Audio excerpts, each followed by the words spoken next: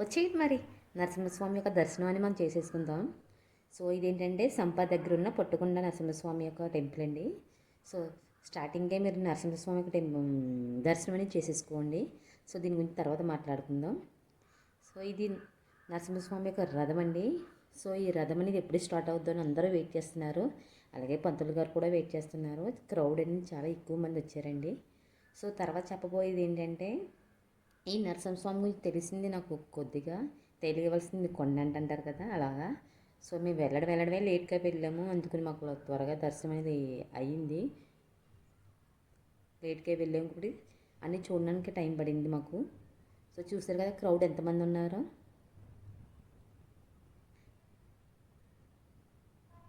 So వీళ్ళందరూ దేని గురించి వెయిట్ చేస్తున్నారంటే రథం అనేది ఎప్పుడు స్టార్ట్ అవుద్దని చూస్తున్నారు.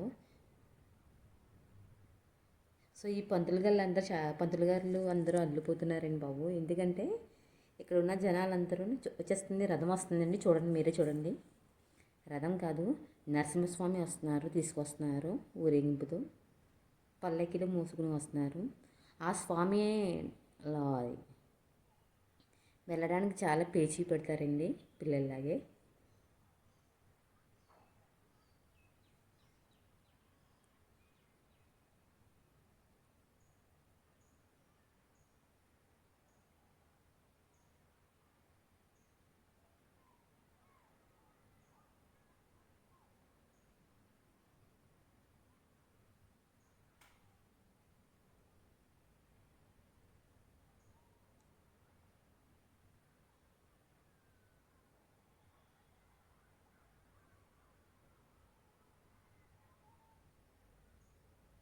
సో దీంట్లో ఎక్కువ మంది బ్రాహ్మణ్స్ పాల్గొంటారండి. ఈ నరసింహస్వామి ఒక కళ్యాణం అన్న 5 days జరుగుతుంది అనుకుంటా, నాకు తెలుసండి.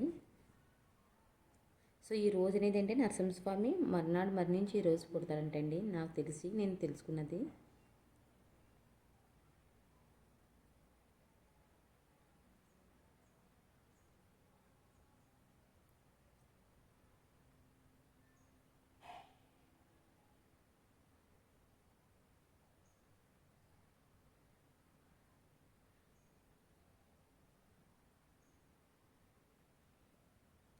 సో పల్లకిలోంచి రథం ఎక్కిస్తున్నారు, మీరు చూస్తున్నారు కదా, రథం ఎక్కిస్తున్నారండి. ఓన్లీ బ్రాహ్మణ్స్ ఎక్కిస్తున్నారండి.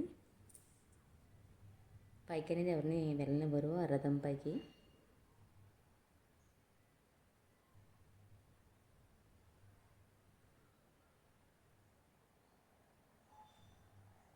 ఇన్ కేస్ ఎవరైనా వెళ్ళలేదని ఫీల్ అవుతే కనుక ఈ వీడియో చూడండి, టోటల్ అని కవర్ చేశాను. సో ఈ బ్రాహ్మణ్స్ అందరూ కూడా ఏం చేస్తున్నారంటే లోపల అనేది ఈ రథంలో ఉన్న నరసింహస్వామిని రెడీ చేస్తున్నారండి. సో రెడీ చేస్తున్నారు. సో బ్రాహ్మణ్స్ పంతులు గారు చూస్తే క్యాచ్ పెట్టుకుంటున్నారండి. ఏంటంటే వీళ్ళ నమ్మకం ఏంటంటే బాణసంచారి కూడా కలుస్తున్నారండి ఇక్కడ.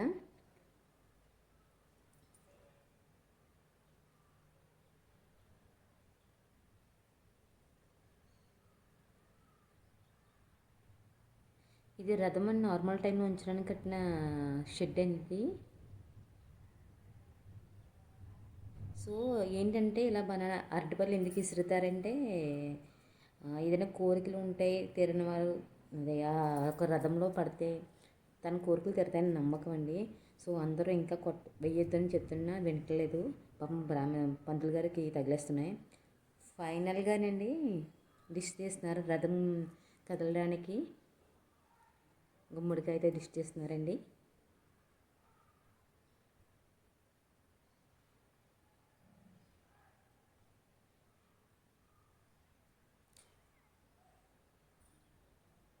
సో రథమన్నీ కదలడం జరిగింది.